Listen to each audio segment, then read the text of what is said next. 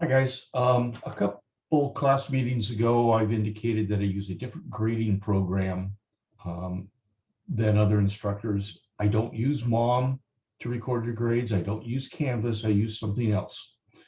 My reasons for that, I can list. They're not important to us, just that it is. One of the hangups, though, is it's a little bit confusing at the beginning for students to actually log in. So this video is meant to help you log in and see your grades. Okay, so I'm going to share my screen and I'm going to go to my whiteboard. When you log in, you have to give your name and your ID. So for your name, we'll do this in black, you have to go last name, comma, first name.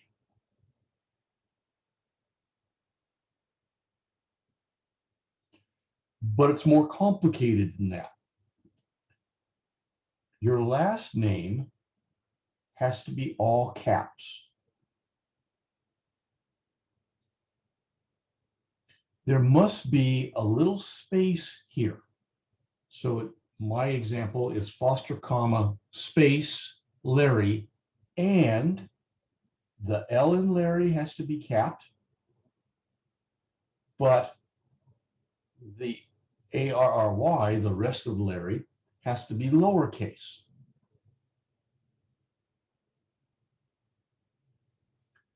The computer is really, really picky about this. So if you don't use all caps, a comma, and then a space, it won't accept you. Even though you maybe typed in your name, it won't accept you. So it's got to be whatever name you told me last week, the short name, and then caps on the last name, cap on the first letter of your first name, and lowercase for everything else. Okay. Your ID number is your ID number, except for one hangup, and I don't know how to fix this. Okay. Suppose your ID number was 000233710. Well, the program I use doesn't like what's called the leading zeros. It doesn't like these. So you have to install or input rather 23710. You have to leave off these leading zeros. So that's really the only catch to seeing your grade. Now I'll show you how to do it in a second. But last name, first name, caps, spaces, all that kind of stuff. For your ID, okay, if it has leading zeros, you don't type them in. You just type in the rest of the ID number. Okay, if it doesn't have leading zeros, if it's got actual numbers there, digits there, then just type it in. All right, here we go. Go back. Okay. Now I'm at Canvas and you want to see your grade. So here's how it goes. Over in the left-hand column, there's a link called Grades at Foster's Web. So you press that.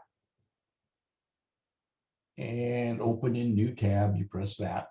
And this goes to my own personal website that I wrote, okay, years and years and years ago, and I just keep adapting it. Okay. I used to have several classes, teach several classes here at Mesa, and it was really neat. Now I just have this one class. So we hit Math 96X. Here's your opening screen. I get to put up some announcements, I put the date.